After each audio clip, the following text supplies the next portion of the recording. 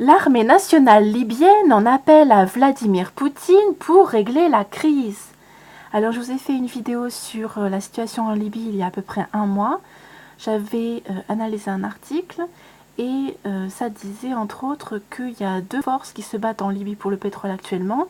Il y a les forces dirigées par les États-Unis notamment et les groupes terroristes, et de l'autre côté les forces souverainistes qui essaient de libérer le pays des forces extérieures, donc de l'intervention extérieure, de l'ingérence internationale. Dans une interview accordée à Sputnik, le porte-parole de l'armée nationale libyenne, le général de brigade Ahmed al-Mismari, a fait savoir que la crise en Libye ne pourrait pas être réglée sans la participation de la Russie et de son président. Je cite, « Le problème libyen a besoin de l'intervention de la Russie et du président Poutine en personne. Il faut également que des acteurs étrangers soient éliminés de la scène libyenne. Il s'agit de la Turquie, du Qatar et plus particulièrement de l'Italie.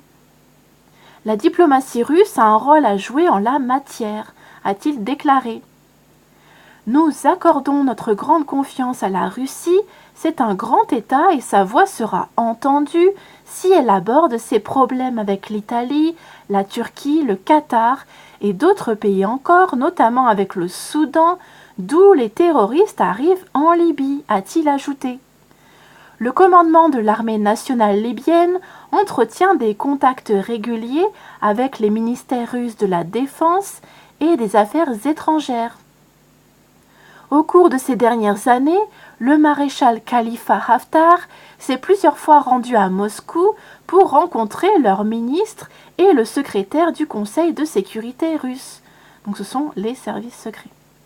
Des représentants de l'armée et des membres du Parlement, siégeant dans l'est du pays, ont plusieurs fois accusé le Qatar, la Turquie et le Soudan de connivence avec les extrémistes sur le territoire libyen.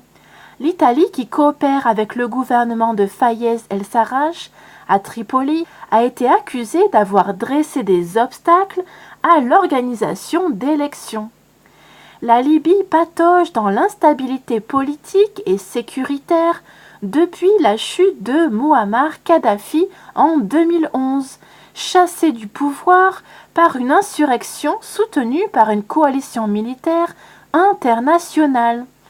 Depuis, le pays est partagé en deux centres de pouvoir. À l'est, à Tobrouk, siège le Parlement élu par la population locale.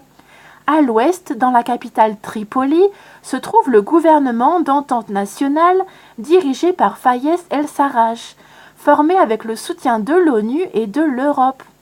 Les autorités de l'Est agissent indépendamment de Tripoli et coopèrent avec l'armée nationale libyenne du maréchal Khalifa Haftar qui mène une guerre d'usure contre les djihadistes.